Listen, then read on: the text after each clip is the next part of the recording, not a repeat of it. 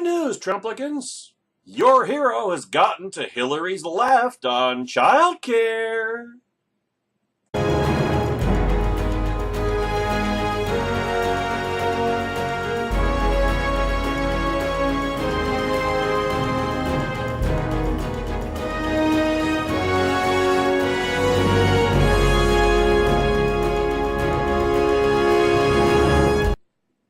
Or as Leon Wolf described it today, Trump's child care plan is the latest cheap joke in the slapstick comedy of 2016.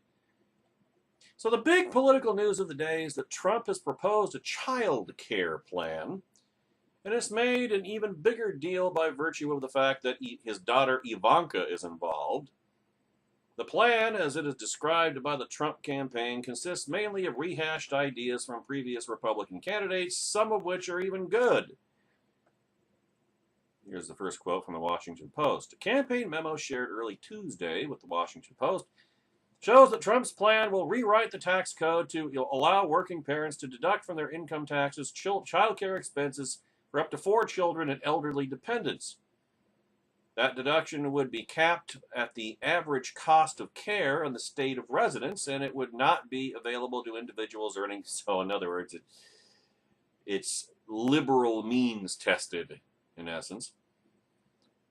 Not available to individuals earning more than $250,000 or a couple earning more than $500,000. Well, whatever. I mean, we do, in fact, have a looming demographic crisis in America. Not as bad as Russia or Red China, but it is coming. And not as bad as Europe either, for that matter. Healthy economic growth is predicated on a certain sustained level of population growth, and we are going to soon reach the point, in developed countries in particular, where we are shedding population instead. The long-term economic effects of this are going to be bad, catastrophically bad. Demographics is destiny, as Mark Stein put it. Liberals won't discuss the effect of shrinking the marketplace because their religion tells them that reducing the human population is necessary to save Earth's ecosystem. So whatever the economic effects of demographic collapse are, they consider it to be a plus regardless. But Trump, or more accurately, the people who have written this plan and gotten Trump to sign off on it, are correct that the government has a vested interest in encouraging childbearing, and I don't have a fundamental problem with helping to ease the tax burden of parents, although I am not sure the child care credit is really much of an incentive when people are making family decisions. In other words, people don't have kids for no other reason than that, well, now I can get the earned income tax credit.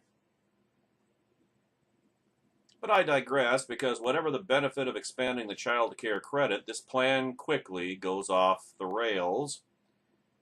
Also included in Tuesday's speech, additional spending rebates through the earned income tax credit, expanded deduction opportunities for stay-at-home parents, and revised federal savings accounts to set aside funds for child development and educational needs. Now let's call this for what it is. Welfare. Welfare through the tax code. If you qualify for the earned income tax credit, you are almost certainly already A, getting a refund, and B, facing a federal tax liability that is net zero.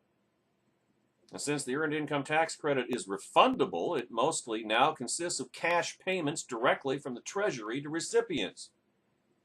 Expanding it is just basically saying we're going to be giving some people flat-out cash that we have confiscated in taxation from others. This is theft. Public sector theft. Plain and simple. And it's not conservative or Republican. Or at least not conservative, anyway.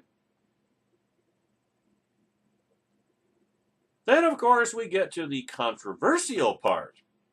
Another policy proposal will be guaranteeing 6 weeks of paid maternity leave through an amendment of current unemployment insurance policies. So, in other words, Trump has beaten Hillary Clinton to this particular left-wing nugget. Here are more details.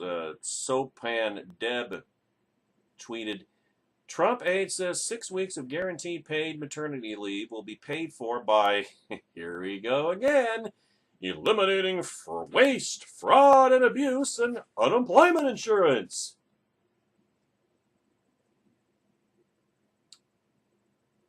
I don't think I probably need to tell you that the math involved here is absolute horseshit. Donald Trump may not have ever run for office before, but he sure does have the politician routine down pat. Promise something everyone would like to have for free, then when someone asks how you plan to pay for it, offer an answer that is completely non-serious and defy the media to actually explain that to people. In Trump's case, he's not even creative about it. His automatic answer is eliminate fraud and waste. For Trump, eliminate fraud and waste has the same talismanic power as tax the rich does for Democrats, or rather, his fellow Democrats. If anyone points out that this particular talisman is not up to the task for which it is being used, Trump chortles and declares that, here comes the narcissistic personality disorder again, that no one has attempted to eliminate fraud and waste in the way that he, Donald Trump, is prepared to do. He is what? He is fraud and abuse. He's going to eliminate himself? Wow, I didn't know he had suicidal tendencies. You know, we are long past the part of this election season where we should have expected to see anything approaching a reasonable or plausible proposal from these two joke candidates. Instead, we just get these cheap punchlines to advance the plot of a comedy that, frankly, isn't that great for entertainment and is absolutely horrible for the country.